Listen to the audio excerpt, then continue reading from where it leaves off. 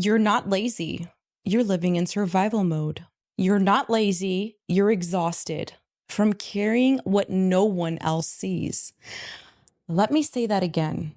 You are not lazy. You're living in survival mode. And survival mode isn't a character flaw. It's a response to pain, pressure, and patterns that taught you it wasn't safe to rest or feel joy. Today, we're about to change that. Hey, family, it's Kiana, and welcome back to the Get Up, Show Up, Never Give Up podcast, the space where healing meets hustle and real ones rise. This episode is for anyone who's ever looked in the mirror and whispered, "Why can't I just get it together?" It's for the people who've set alarms with the best of intentions, then hit snooze with a heart full of shame. It's for the ones who are constantly fighting invisible battles, burnout, trauma, fatigue, and feel like they're somehow falling short, even though they're surviving storms no one else knows about. If that's you, you're not broken. You've just been living in survival mode for too long. And today, we're going to understand why your brain and body have been stuck there and how to compassionately guide yourself out of it. I'm going to tell you a story, and you let me know if this sounds like you or somebody you know. Small tasks felt like mountains. You were rested, you had goals, but brushing your hair felt like a project, doing laundry, a mission. And the worst part, you blamed yourself. You called yourself lazy, unmotivated, unworthy. What was actually happening was this. Your nervous system was operating from a place of survival.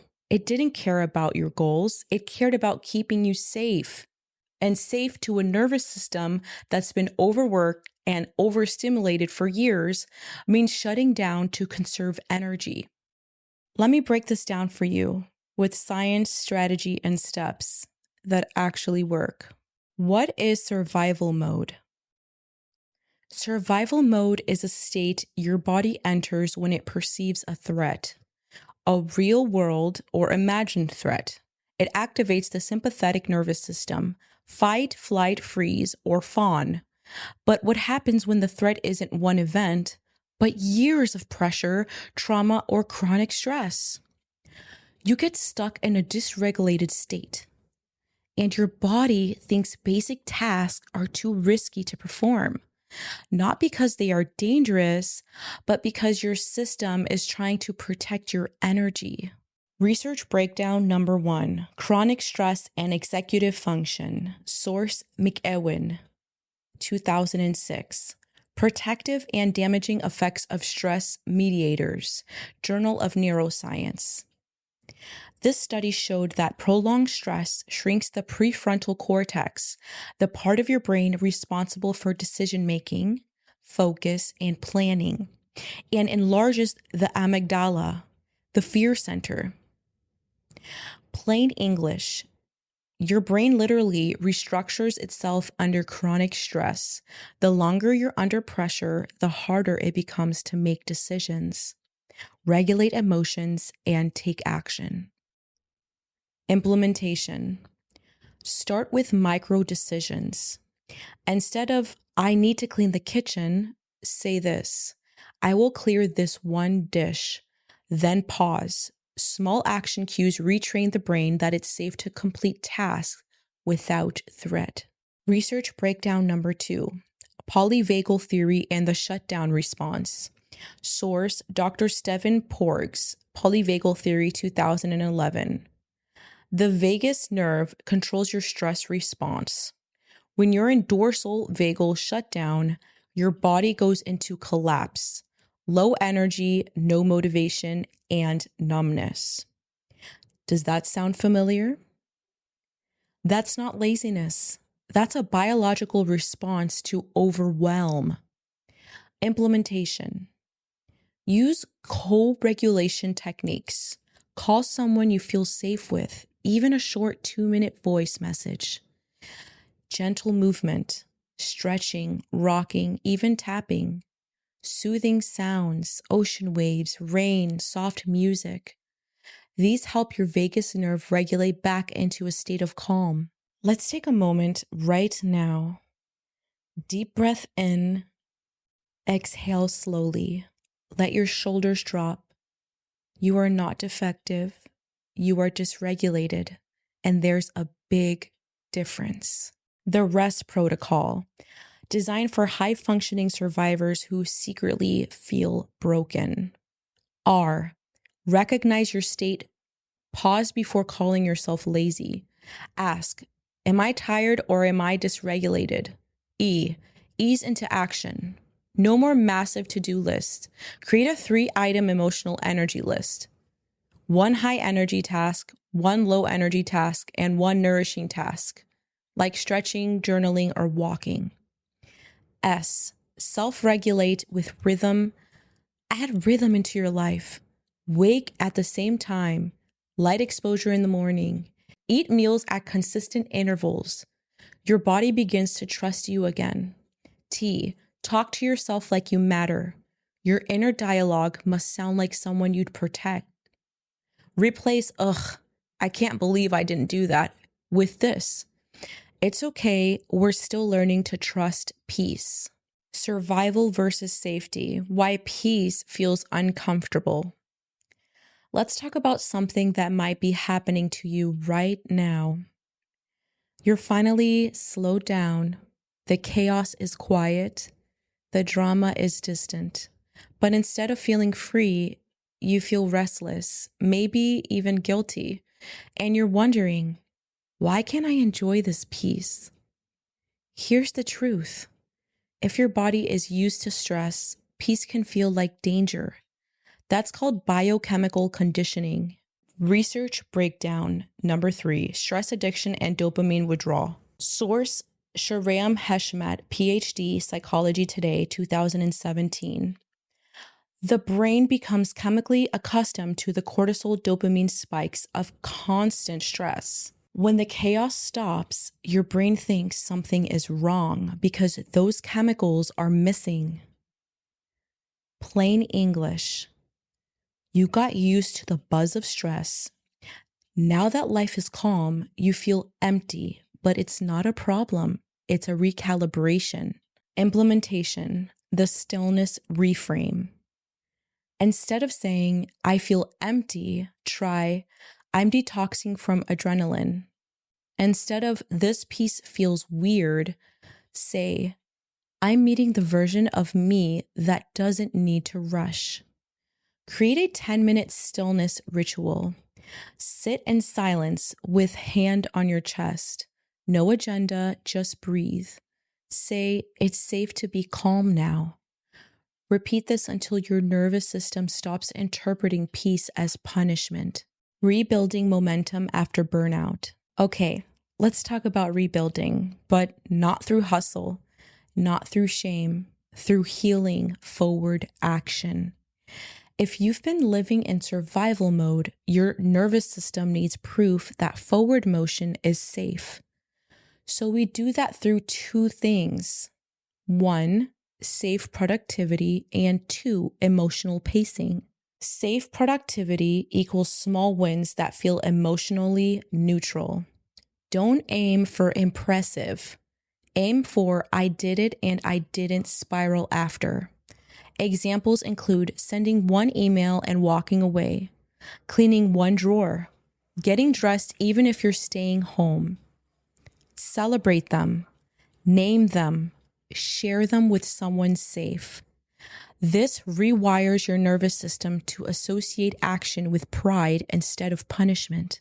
Emotional pacing, knowing when to pause without quitting.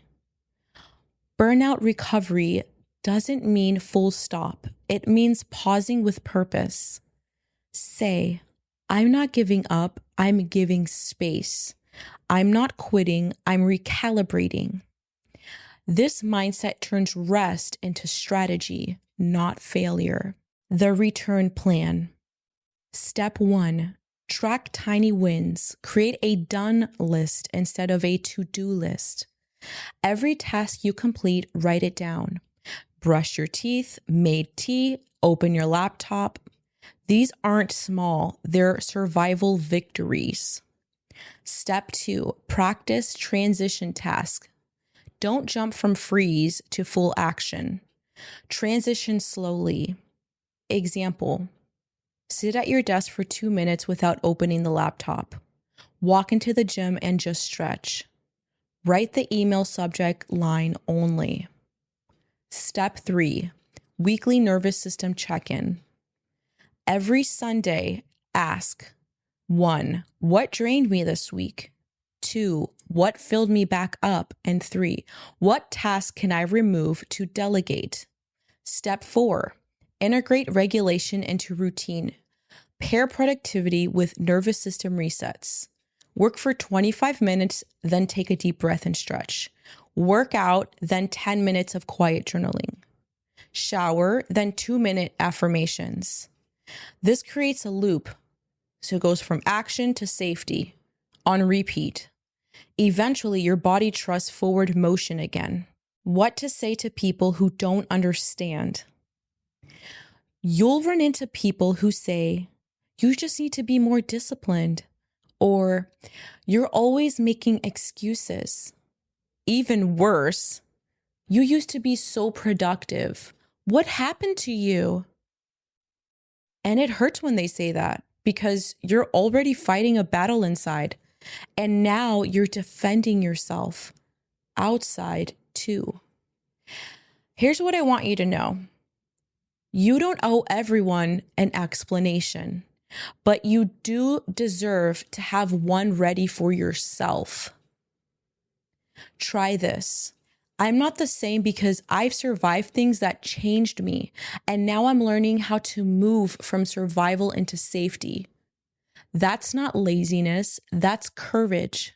The psychology of compassion versus criticism. Before we close, I want to leave you with this. There's a reason harsh self-talk doesn't work. It creates the same internal conditions that locked you in survival mode in the first place. Fear, panic, and shame. Source Kristen Neff, PhD, researcher on self-compassion at University of Texas. Her research shows that self-compassion, not criticism, is the most powerful motivator for lasting change. People who spoke kindly to themselves were more likely to take consistent action over time than those who use self-shaming as fuel. Let me say that again. If you're bullying yourself into action, you're burning the very bridge you need to cross. Implementation, the gentle reframe practice. Every time you catch yourself calling yourself lazy, say this instead. My body is asking me to listen. My nervous system is asking me to slow down before I speed up. I don't have to earn rest. I need to rest to earn recovery. The more you speak to yourself with truth and tenderness, the faster you rise with less force and more flow. Here's what I want you to do this week. Right after this episode, I want you to write a note to yourself that says, I'm not lazy. I'm living through things I've never healed from, and I deserve time, safety, and support to rise again. Put it on your mirror, your journal, your phone, your lock screen, wherever you'll see it when the shame voice tries to crawl back in. And when it does, I want you to say, I'm not falling behind. I am recalibrating. Let's end with a reminder. The real flex is healing in a world that rewards burnout. If no one told you today, I'm proud of you. Not for how much you did, but for how hard you've tried to love yourself through the silence. That's what real strength looks like. You are not lazy, you are healing, you are growing, and you are enough, even when you rest. I'll see you in the next episode. Until then, get up show up, and never give up. Kiana signing out.